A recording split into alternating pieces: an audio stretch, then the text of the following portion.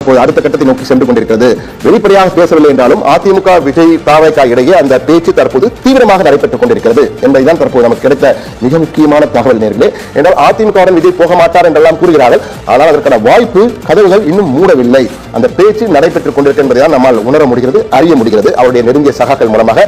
அடுத்த தரவினை பார்ப்போம். அடுத்ததாக நாம் பார்க்க இருப்பது என்ன சொல்கிறார் விஜய் என்றால், இனிமே அப்படித்தான் விஜயின் புது ஸ்டைல். இதுவரை இல்லாத அளவிற்கு காஞ்சிபுரத்தில் விஜய் நீண்ட நேரம் பேசியிருக்கிறார். அவருடைய பேச்சு சுடச்சுட அரசியல் பேசியது.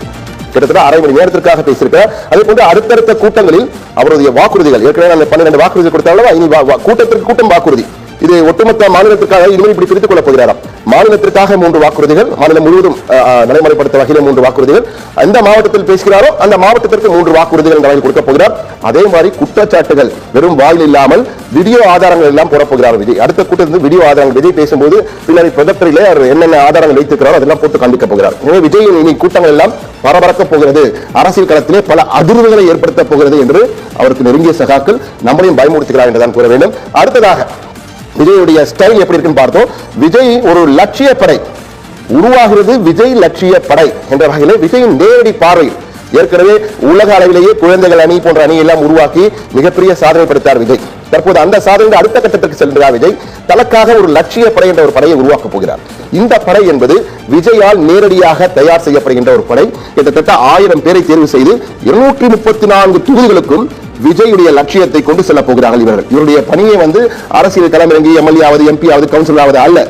விஜயனுடைய கொள்கைகள், விஜயனுடைய லட்சியம் என்ன என்பது, எதற்காக அரசியலுக்கு வந்திருக்கிறார், என்ன செய்ய போகிறார் என்பதை எல்லாம் மக்களிடம் நேரடியாக கொண்டு செல்வதற்காக இந்த 1000 பேரை கொண்ட விஜய் லட்சிய படை என்பதை முதற்கட்டமாக உருவாக்குகிறார். அடுத்த கட்டங்களிலே இந்த 1000 என்பது சில பல ஆயிரங்களாக அதிகமாவதற்கு வாய்ப்புகள் இருக்கிறது. ஆனால் இவர்களை தேர்வு செய்வது விஜயே நேரடியாக பேசி தேர்வு செய்ய போகிறார். இதற்கான அடிப்படை கட்டமைப்பை உருவாக்குவதில் தற்போது தீவிரமாக இருக்கிறது தாவேகா, தமிழக வெற்றி கழகம்.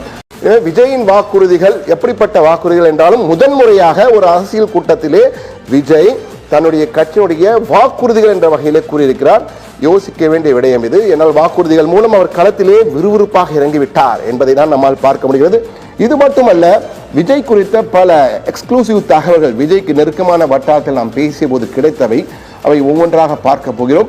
முதலாவதாக நாம் பார்க்க இருப்பது, நேரடியாக தற்போது திரையிலே பார்க்கலாம், விஜயின் முதல் பாயிண்ட், விஜயின் 1 பாயிண்ட் அட்டாக்.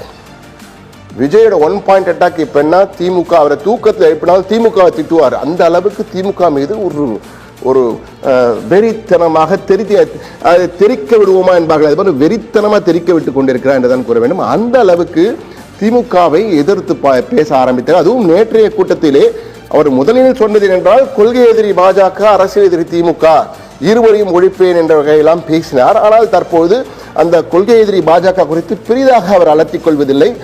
அதிமுகவுடன் கூட்டணி இருப்பதால் அலட்டிக் கொள்வதில்லையா, எதிர்காலத்தில் கூட்டணி சேரப்போகிறேன் என்பதால் அலட்டிக் கொள்வேன் என்பதுதான் தெரியவில்லை. ஆனால் தற்போது நிலையில் அவருடைய ஒரே அட்டாக் திமுக திமுக திமுக மட்டும்தான்.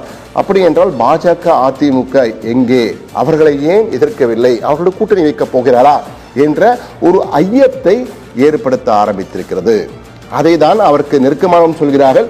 அவருடைய ஒரே மூச்சு இனி திமுக அட்டாக் என்ற வகையில் கூறியிருக்கிறார். அவர்கள் திமுகவினருக்கு என் மீது வன்மமா இல்லையா என்று தெரியவில்லை என்று அவர் கூறினார். ஆனால் இவருடைய செயல்கள் தற்போது அட்டாக் திமுக என்ற வகையில் தான் இருக்கிறது என்றுதான் பார்க்கிறோம். அதை அவருடைய நெருங்கிய சகாக்கள் அடுத்தடுத்த கூட்டங்களில் என்னுடைய வீச்சு மேலும் அதிகமாகும் என கூறியிருக்கிறார். அப்படி என்ன என்பது குறித்து அடுத்த புள்ளியில் நாம் பார்ப்போம்.